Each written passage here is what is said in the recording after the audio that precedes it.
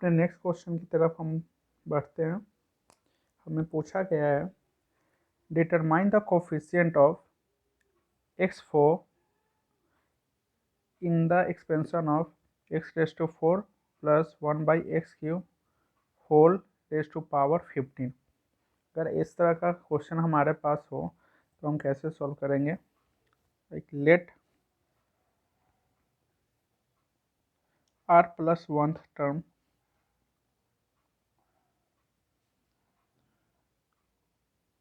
contains x⁴ in the expansion of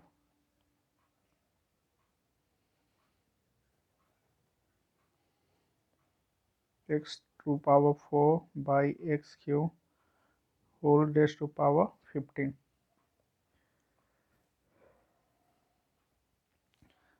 हम find करेंगे r+1 term,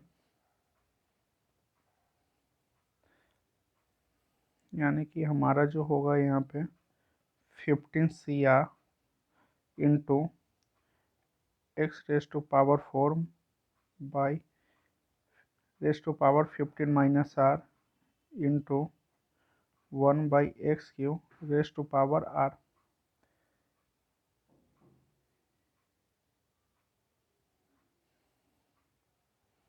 इसे हम लोग सिंप्लीफाई कर सकते हैं।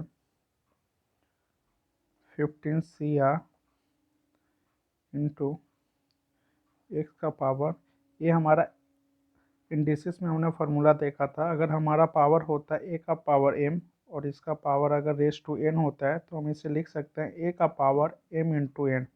तो यहाँ सेम करेंगे, 15 4 60 माइनस ये 4r हो जाएगा इंटू 1/x का पावर 3r। हमने ये फार्मूला भी देखा था।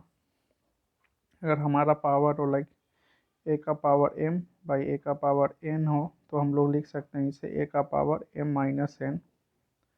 तो सेम फंक्शन पे हम लोग इसे लिखेंगे 15Cr into x raise to power 60 minus 4r minus 3r, यानी कि हम फाइनली हमें मिलेगा 15Cr into x raise to power 60 minus 7r। Now हमने एज्यूम किया था r+1 टर्म हमारा कंटेंस करता है x⁴। तो ये जो हमारा यहाँ पे वेरिएबल है x⁴ माइनस 7r, ये हम इक्वल कर देंगे x⁴ का, क्योंकि हमने ऊपर में एज्यूम किया है जो हमारा r+1 टर्म है वो हमारा x⁴ कंटेंस करेगा। यानी कि हमारा यहाँ पे फिर से हम इंडिसिस का फार्मूला अप्लाई करेंगे। अगर हमारा बेस सेम हो a का power m equals to a का पावर n, तो हमारा क्या होता है m इक्वल्स टू n। तो यहाँ पे हम लिख सकते हैं 60 माइनस 7r इक्वल्स टू 4।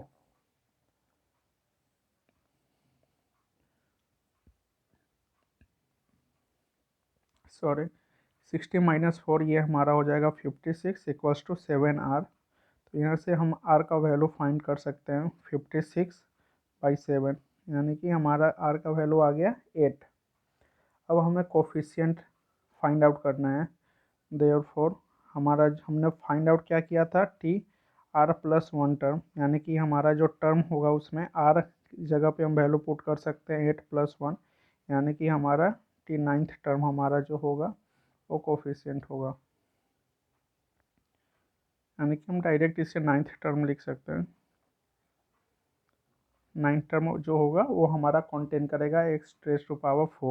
तो हमें सिर्फ कोफिशिएंट फाइंड आउट करने के लिए बोला गया है, तो हम लोग कोफिशिएंट फाइंड आउट कर सकते हैं, जो कि हमारा जो टर्म था क्या था 15Cr था, यानी कि अब इसे हम लोग लिख सकते हैं 15C8।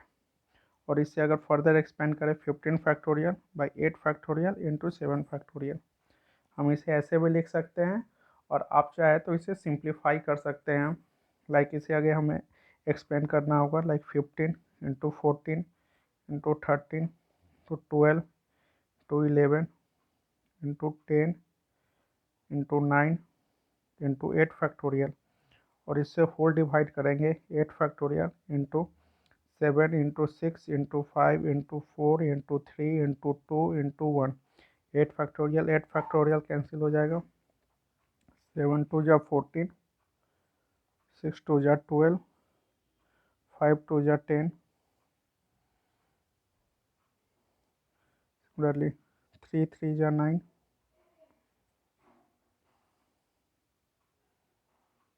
यहाँ 1 2 से 2 कैंसिल हो जाएगा। नीचे का सभी हमारे पास कैंसिल हो गया है वैल्यू। हमारे पास क्या बचा है 15 इंटू 13 इंटू 11 इंटू 2 इंटू 2 4,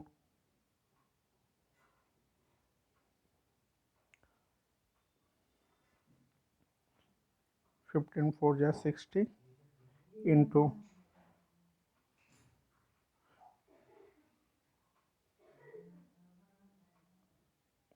143 यानी 11 से मल्टीप्लिकेशन करने का ट्रिक बताया था।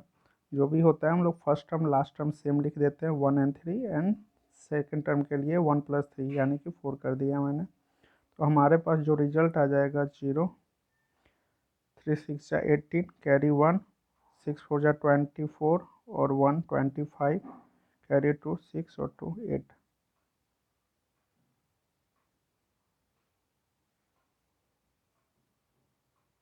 और हमारे पास अभी 13 लेफ्ट है।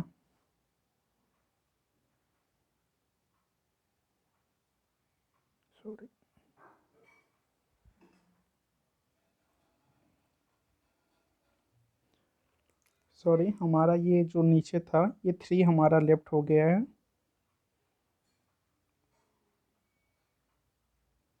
और नीचे का एक 4 भी हमारे पास लेफ्ट हो गया था। तो ये 4 4 कैंसिल हो जाएगा। अगर इसे हम लोग अगर यहाँ पे सही करना हो तो इसे हम लोग इंटू 3 होल डिवाइडेड बाई 4 कर देंगे। तो जो हमारा फाइनल आंसर आ जाएगा वो 6435।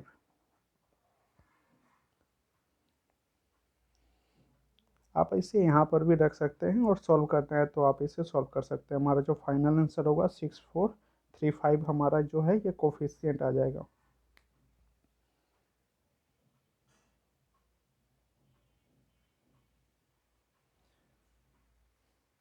मैंने 4 को मिस कर दिया था यहाँ पे, यानी कि नीचे हमारा 4 लेफ्ट हो गया था और यहाँ 3 लेफ्ट था। मैंने क्या किया 3 से मल्टीप्लाई किया और 4 से डिवाइड कर दिया इस टर्म को। तो हमारे पास 6435 ये हमारा फाइनल आंसर है कोफिशिएंट।